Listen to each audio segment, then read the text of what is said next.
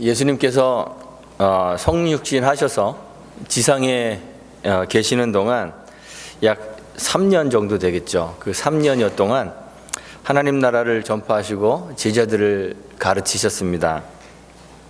예수님이 3년여 공생애 동안 두었던 제자가 몇 명인지 아시죠? 12 제자였죠.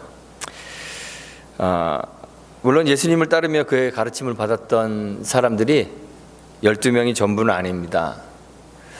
바울이 예수님의 부활을 목격한 사람들에 대해서 언급하면서 주님께서 500여 형제에게 일시에 보이셨다 이렇게 얘기했습니다. 그러니까 최소한 예수님을 따르고 예수님의 부활을 목격한 사람들이 500명이 넘는 거예요.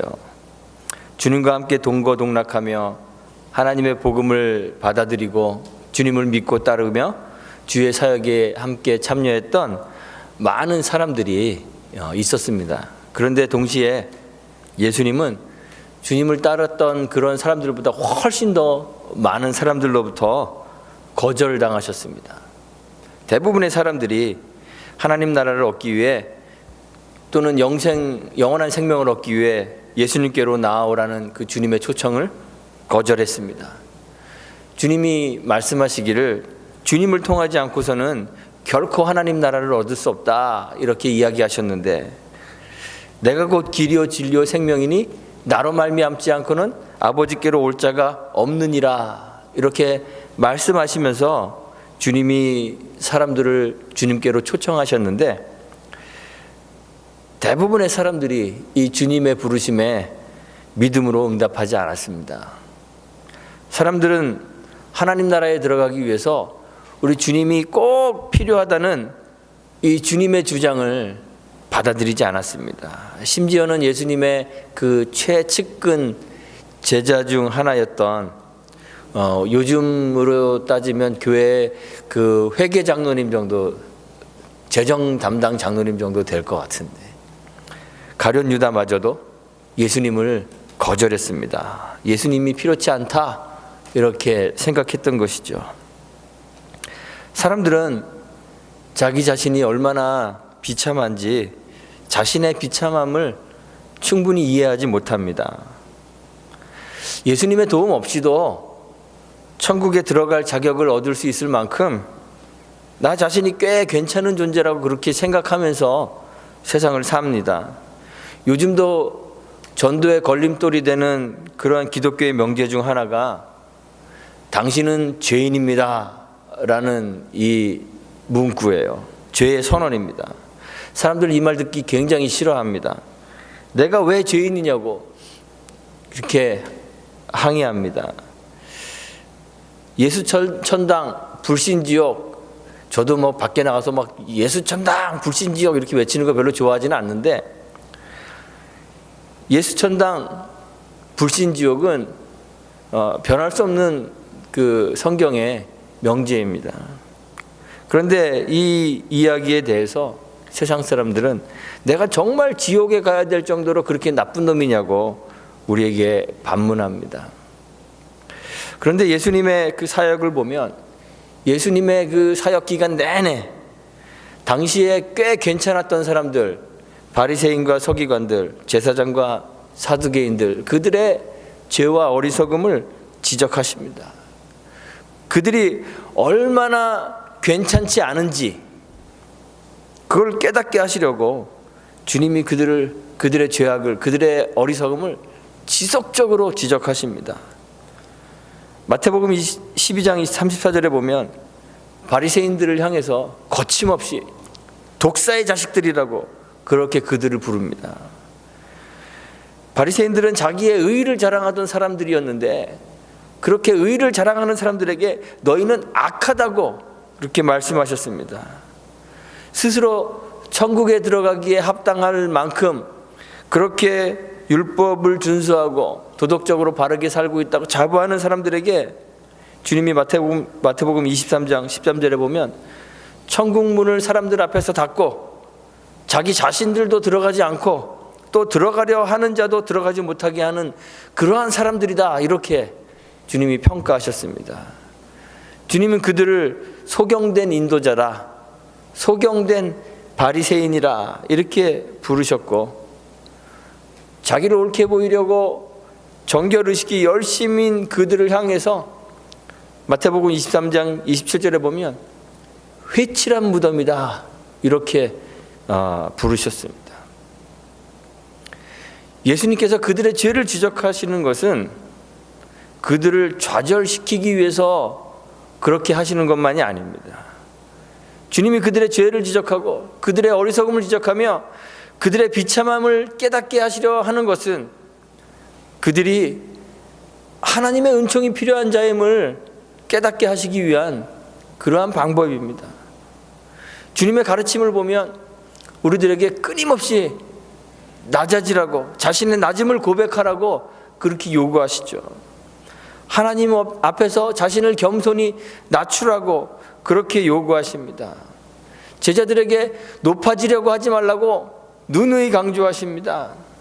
초대받아 갔을 때에는 스스로 상좌에 앉지 말라고 그렇게 말씀하십니다. 부해지려고도 하지 말고 오히려 가난한 자가 복이 있으니 가난해지라고 말씀하십니다.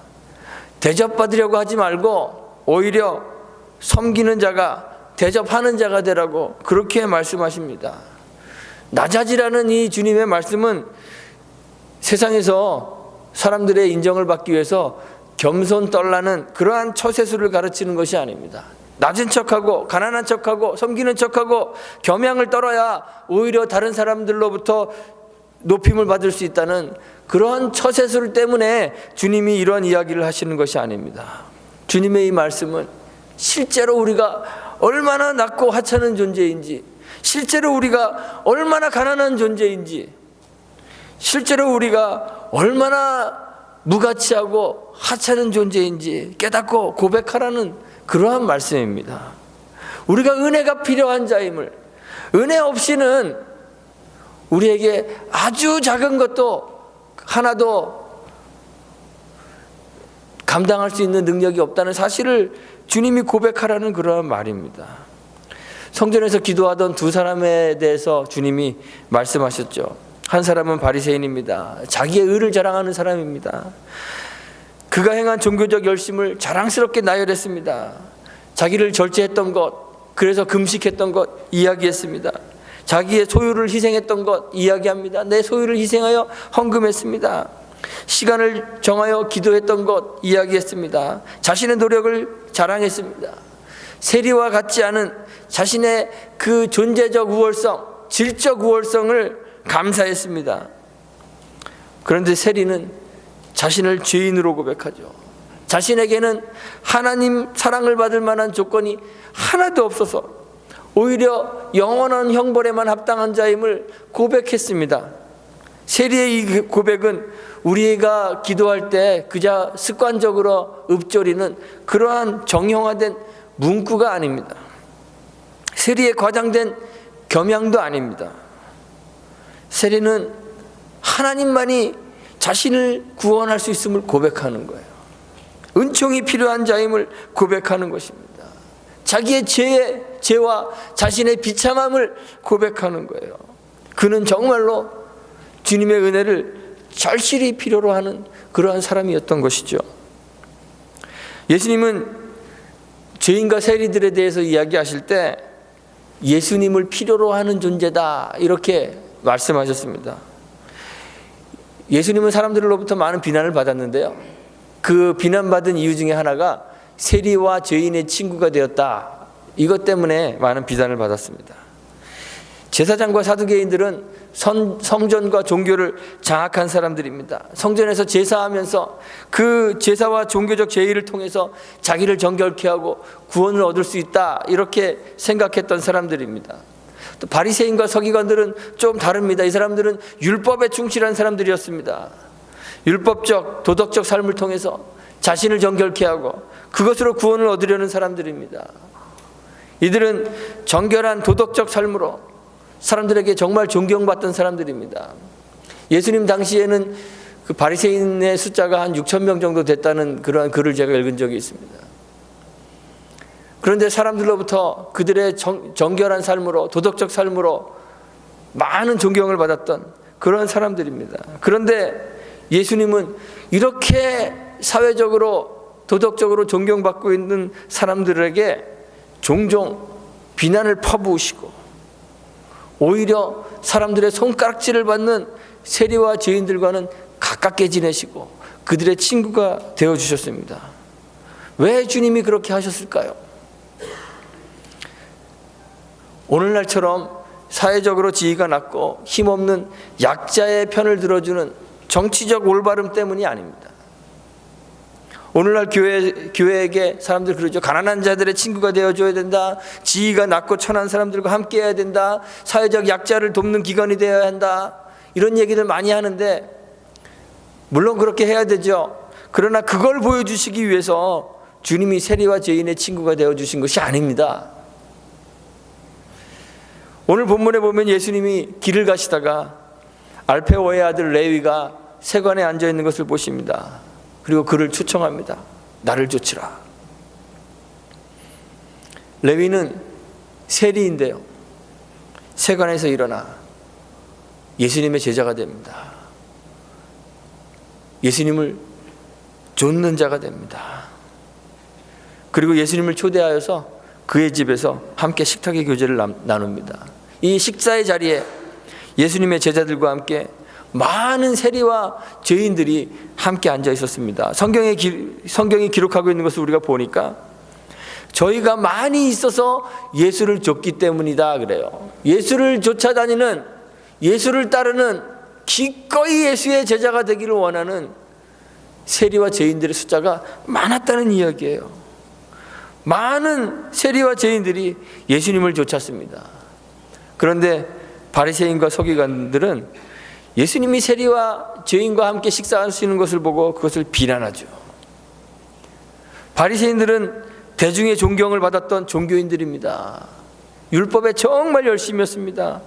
철저히 자기를 관리했습니다. 요즘도 그러잖아요. 자기 관리 잘하는 사람들을 우리가 굉장히 존경하잖아요. 그렇죠? 다른 사람들에게 친절했습니다. 바리새인들에 관한 기록들을 보면 이 바리새인들은 자신의 소유의 일부를 구제하는 데 사용했던 사람들입니다. 많이 구제했습니다. 정말 이타적인 삶을 살았던 사람들입니다. 그래서 일반적으로 사람들의 칭찬을 받는 정말 꽤 괜찮은 그러한 사람들이었습니다. 윤리적으로 깨끗하고 종교적으로 철저하여 구원에 이르기 위한 조건을 충분히 충족시킬 수 있는 그러한 삶을 사람들에게 인정받은 사람들이에요. 바리새인들 스스로도 그랬습니다. 자신의 신실함, 종교적 열심, 그것이 하나님 나라에 들어가기에 충분한 조건을 충족시킨다고 그렇게 여겼어요. 그래서 예수님에게 나왔던 바리새인 중에 하나가 자기를 옳게 보이려고 이런 걸 보신 적이 있으시죠? 자기의 옳음을 항상 증명하고 싶어 했던 그런 사람들입니다. 성전에서 기도했던 바리새인의 기도가 이러한 사실을 반영해 주는 거예요. 그런데 반대로 세리는 자신의 비참함을 고백할 수밖에 없는 그런 사람들입니다. 은혜가 필요함을 깨닫고 은혜를 구합니다. 그래서 예수님이 세리와 죄인과 함께 식사하는 그 자리에서 자신을 비난하는 바리새인들에게 이렇게 말씀하시죠. 건강한 자에게는 의원이 쓸데없고 병든 자에게라야 쓸데있느니라 말씀하셨습니다. 그리고 예수님이 의인을 부르러 온 것이 아니라 죄인을 부르러 오셨다고 말씀하셨습니다. 주님은 그러면 죄인을 사랑하시나요? 이렇게 물을 수 있습니다. 예수님이 세리와 죄인을 사랑하시고 그들과 함께 어울리시고 그들의 친구가 되어주신 것은 그들이 사회적 약자이거나 아니면 죄를 지었기 때문에 그들을 사랑하시는 것이 아닙니다. 그들의 친구가 되어주신 이유는 그들이 은혜를 필요로 하는 사람들이었기 때문에 그렇습니다. 그런데 생각해 보십시오. 세상에 정말 주님의 은혜가 필요치 않은 사람들이 있습니까? 정말로 바리새인과 서기관들은 예수님이 필요치 않은 사람들입니까? 제사장과 사두개인들은 예수님이 필요하지 않은 사람들입니까? 그렇지 않습니다. 성경이 증거하는 것처럼 세상에 의인은 없습니다. 선을 행하는 자도 없습니다. 세상은 다 치우쳤습니다. 함께 더러운 자가 되었습니다. 하나님을 찾는 자가 없습니다. 누구도 자신의 능력으로 하나님 나라에 이를 만한 구원의 조건을 획득할 수 있는 사람이 없습니다. 누구나 다 값없이 주시는 하나님의 은혜가 필요한 사람들입니다. 바리새인도 서기관도 율법에 대한 열심과 도덕적 순결함이 구원의 조건을 충족시킬 수 없습니다. 제사장과 사두개인들 종교적 열심으로 성전에서 드리는 제사와 의식으로 구원의 조건을 충족시킬 수 없습니다. 다 하나님의 은혜가 필요한 사람들입니다. 그런데 이들에게 문제는 자신의 비참함을 보지 못하고 있다는 것이죠. 영원한 삶으로부터 멀어져서 유한한 세상 속에 살면서 똑같이 비참한 지경에 놓여 있는 다른 사람들과 비교해서 약간의 도덕적 우월함, 약간의 지적 또는 사회적 우월함, 약간의 종교적 우월함을 자랑하면서 참 구원자가 필요하다는 사실을 부인하고 있는 것입니다. 영적 무지함으로 영의 눈이 완전히 닫혀서 소경이 되었으면서도 자기 자신은 본다고 생각하기 때문에 뿐만 아니라 다른 사람을 인도하는 인도자로 자처하기 때문에 그것이 문제였습니다. 그래서 주님이 말씀하시죠. 요한복음 9장 41절에서 너희가 소경되었다면 죄가 없으려니와 본다고 하니 너희 죄가 그저 있느니라. 주님이 답답하여 말씀하시는 거예요. 너희가 차라리 소경되었으면 죄가 없겠는데 본다고 하니 죄가 그대로 있느니라. 지독한 질병에 걸려 있으면서도 영원한 죽음에 이르는 중병에 걸려 있으면서도 스스로 건강을 자신하면서 의사가 필요 없다고 생각하는 이 사람들의 이 무지함이 문제인 것이죠. 죽음에 이르는 중병을 치유할 유일한 치료자, 유일한 의원 되시는 주님을 앞에 두고도 그에게 치료받기를 거절하기 때문에 문제인 것입니다. 우리가 흔히 주변에서 보는 현상이 있잖아요. 건강을 자신하던 사람이, 정말 실제로 건강하던 사람이 갑자기 어느 날 중병에 걸려서 사망한 그런 일들이 우리 주변에서 막 자주 일어납니다. 그런데 평소에 지병이 많아서 시름시름 앓기도 하고 걸걸걸걸해서 야, 저 양반 오래 못 살 것 같아. 그랬는데 그런 사람이 오히려 막 90살, 100살 그렇게 사는 거 우리가 많이 봅니다. 흔히 봅니다. 그 이유가 뭘까요? 건강한 사람은 자신의 건강을 자신하여 평소에 의사를 찾지 않기 때문에 그렇잖아요. 그래서 내부에서 발생해서 진행하는 병의 진행을 알지 못합니다. 마지막 손을 쓸 수 없는 순간이 되어서야 병을 발견하기 때문에 그렇습니다.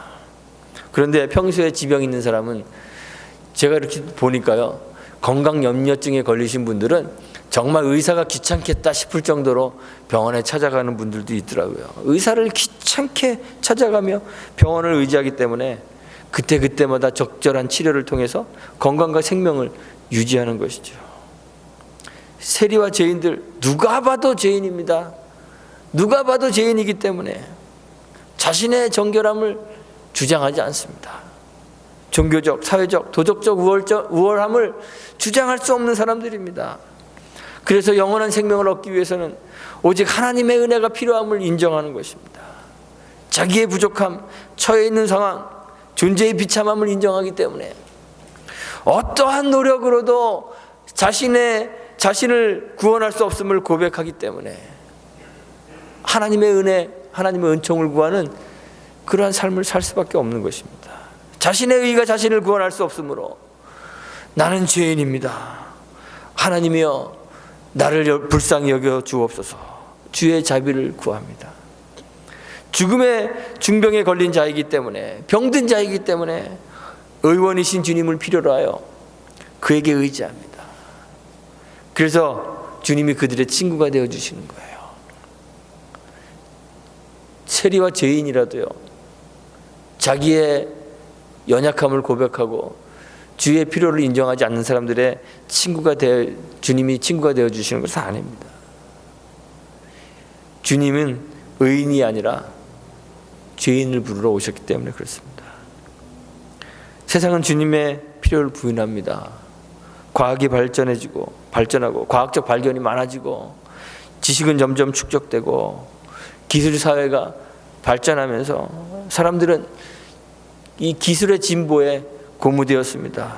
그래서 하나님 없이도 이 세상 속에서 천국을 만들 수 있다고 그렇게 우리에게 속삭입니다. 세속의 종교들 보십시오. 다른 종교들 보십시오. 도덕적 심성을 개발하면, 내 안에 있는 도덕적 심성을 개발하면 더 나은 삶을 살 수 있다고, 세상에 평화로운 천국을 만들 수 있다고 그렇게 가르칩니다. 또 어떤 종교는 우리 안에 본래부터 존재하는 초월적 존재가 있어서 그 초월적 존재와의 만남을 통해 절대적인 자아의 합일함으로 고통의 삶에서 벗어나서 진정한 구원을 얻을 수 있다고 가르칩니다. 세상의 종교, 세상의 교훈들은 우리 안에 무한한 가능성이 있기 때문에 우리 밖에 구원자가 필요치 않다고 그렇게 주장합니다. 우리 기독교도 그렇습니다. 우리 기독교인들이 우리 신앙을 종교로 만들어 버렸습니다. 그저 종교적 제의, 교회가 제공하는 프로그램에 참여하는 것으로 신앙의 척도를 삼습니다. 그래서 주일 예배에 얼마나 잘 참석하는지, 또는 어떤 프로그램을 이수했는지, 저도 알지 못하는 별의별 프로그램들이 다 있더라고요. 정말 손으로 꼽을 수도 없는 그런 교육의 숫자들이 있습니다. 그런 것들 참여한 것으로 신앙의 척도를 삼습니다. 나 무슨 훈련 받았어. 이력서에도 적더라고요. 주일 교회에 참석하고 교회가 시행하는 몇 가지 일에 참여해서 봉사하는 것으로, 그런 것이 신앙인 것으로 그렇게 이해합니다. 또 도덕적 삶, 정치적 올바름, 이런 것들을 경건으로 바꾸어 버렸습니다. 그런데 생각해 보십시오. 심각한 불치의 질병에 걸려 회복이 불가능한 영원한 죽음과 끊이지 않는 고통의 형벌이 예약되어 있는데, 그 절망을 깨닫지 않고 어떻게 의원 대신 예수님을 필요로 하며 그를 갈망할 수 있겠습니까? 신앙은 교회 프로그램에 조인하는 것이 아니라 우리의 절망을 깨닫는 것입니다. 내가 얼마나 비참한 지경에 있는지, 나의 힘으로는, 나의 지식으로는 결코 벗어날 수 없는,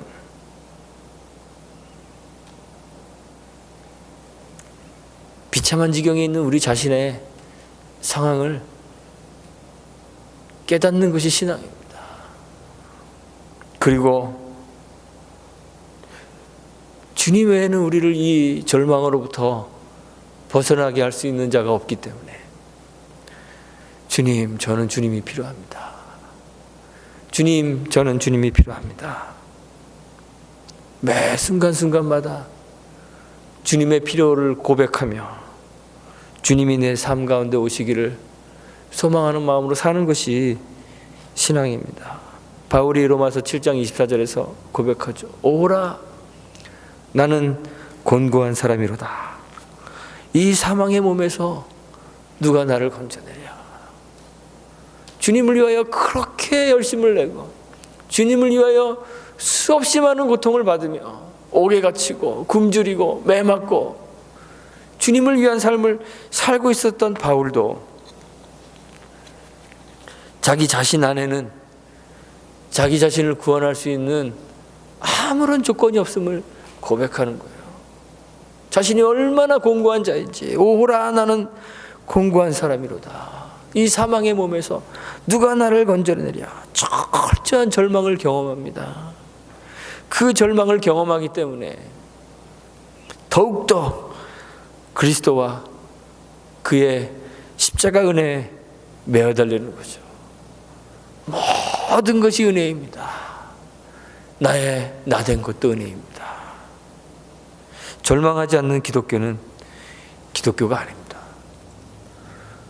구원자가 필요 없는 기독교, 그리스도의 십자가 은혜가 없는 종교일 뿐이죠. 종교적 열심이 필요 없다는 말이 아닙니다. 도덕적으로 올바른 삶을 살지 않아도 괜찮다는 말도 아닙니다. 우리 안에는 우리를 거룩하게 할 수 있는 능력이 전혀 없다는 말입니다. 우리 스스로를 정화할 에너지가 우리 속에 없다는 말입니다. 영원히 사는 사람이 있습니까? 우리가 영원히 살 수 없다는 것, 유한한 삶을 산다는 것은 우리가 영원한 생명의 근원으로부터 떠나 있다는 사실을 보여주는 것입니다. 생명의 근원이신 하나님을 떠나 사망의 그늘에 앉아있는 우리 자신을 돌아보아야 합니다. 그리스도 예수 앞에 서서 주님의 빛으로 우리를 비추어 보아야 하는 것이에요. 종교적 열심으로, 도덕적, 윤리적 삶을 사는 것으로, 자신의 내면을 그냥 들여다보는 것으로, 세속적 영성과 자기 개발로 결코 완성할 수 없는 우리 자신의 연약함을 발견하고 인정해야 됩니다. 그리고 나는 주님이 필요합니다. 나는 주님이 필요합니다. 늘 고백하며 살았으면 좋겠습니다. 주의 은혜를 갈구하며 사는 저와 여러분들이 되기를 간절히 소망합니다. 우리 조용히 눈을 감고 묵상해 보았으면 좋겠습니다.